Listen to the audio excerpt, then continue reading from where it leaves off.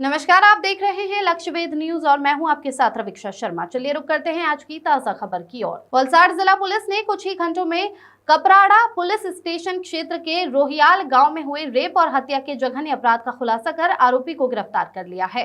प्राप्त जानकारी के अनुसार 21 मार्च को रोहियाल जंगल गांव के मूल गांव फलिया क्षेत्र में स्थित प्राथमिक आरोग्य केंद्र के पीछे खुदी हुई जगह में एक महिला की सड़ी गली अवस्था में लाश बरामद हुई थी। मृतका की पहचान ताई बेन वाइफ ऑफ कनुभाई नवसुभाई दोवाड़ के रूप में हुई। शव के सिर पर चोट के निशान थे और गला दबाए जाने के भी संकेत मिले। इस संबंध में मृतका के परिजन शंकर राम कनुभाई दोवाड़ा ने कपराड़ा पुलिस स्टेशन में रिपोर्ट दर्ज करवाई, जिसके आधार पर पुलिस ने धारा 194 के तहत मामला दर्ज कर जांच शुरू की थी। इस मामले की गंभीरता को देखते हुए सूरत रेंज के आईजी प्रेमवीर सिंह, आईपीएस वलसाड़ जिले के एसपी डॉक्टर करणराज वाघेला और वापी के डीएसपी बीएन दवे के मार्गदर्शन में कपराड़ा पुलिस और वलसाड़ एलसीबी की संयुक्त टीम बनाई गई। इस दौरान पुलिस ने मृतका के आसपास रहने वाले लोगों, गांव के प्रमुख व्यक्तियों और उसके परिजनों से पूछताछ की।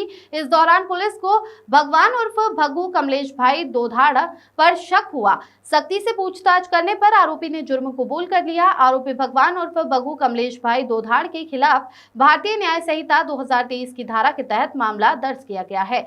पुलिस ने आरोपी को गिरफ्तार कर आगे की जांच शुरू कर दी है। Bureau report. 21 मार्च 2025 रोज कपराड़ाનું જે રોહિયાળ જંગલ ગામ છે, જે આંતરરાજ્ય હદ વિસ્તારની નજીકનું ગામ છે, ત્યાંના મૂળ ગામ ફળિયામાં ત્યાં એક લાશ મળી આવેલ હતી। તાઈબેન કનુભાઈ દોવાડની આ લાશ હતી।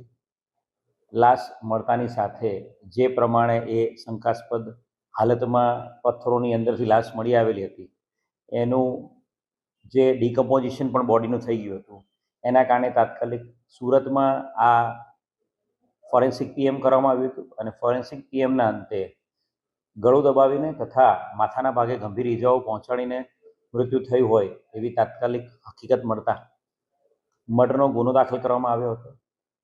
બનાવની ગંભીરતાને ધ્યાને રાખીને DYSP division, crime branch, SOG અને સાથે સાથે જે કપરાડા પોલીસ સ્ટેશનની તમામ ટીમો આના ડિટેક્શનમાં કામે લાગેલી હતી અને અલગ અલગ ઈસમોની ગામના ઈસમોની પૂછપરછ કરી હતી।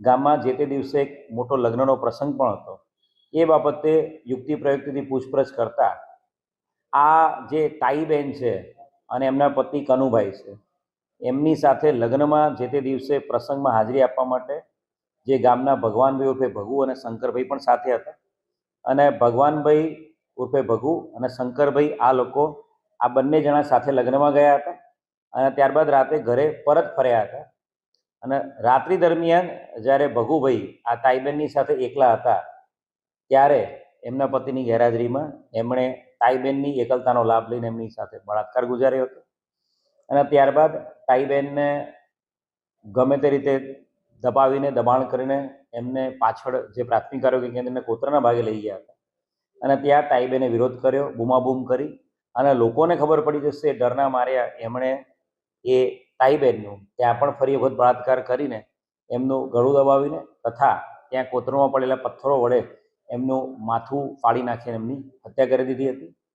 આ જે આરોપી છે ભગુભાઈ ઉર્ફે ભગવાન, એ એમના સગામાં જ થાય છે, એના દૂરના સગામાં કાકી થાય છે તાઈબેન।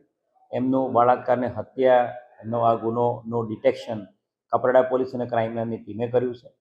જે પકડાયેલો આરોપી છે ભગવાનભાઈ ઉર્ફે ભગુ દોધાડ, એની ઉંમર 29 વર્ષની છે અને ભગુ ઉર્ફે ભગવાનભાઈ વિરુદ્ધમાં આજથી 14 વર્ષ પહેલાં 2011માં પણ મર્ડરનો ગુનો દાખલ કરવામાં આવેલો હતો। એટલે ગુનાહિત ઇતિહાસ ધરાવતો વ્યક્તિ છે અને જેને કપરાડા પોલીસે પકડી પાડ્યો છે।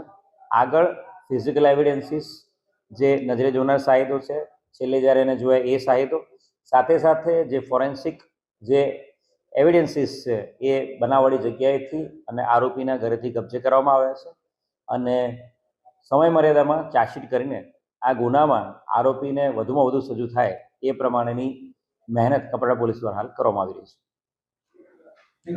खबर में फिलहाल इतना ही। आप बने रहिए लक्ष्यवेध न्यूज के साथ।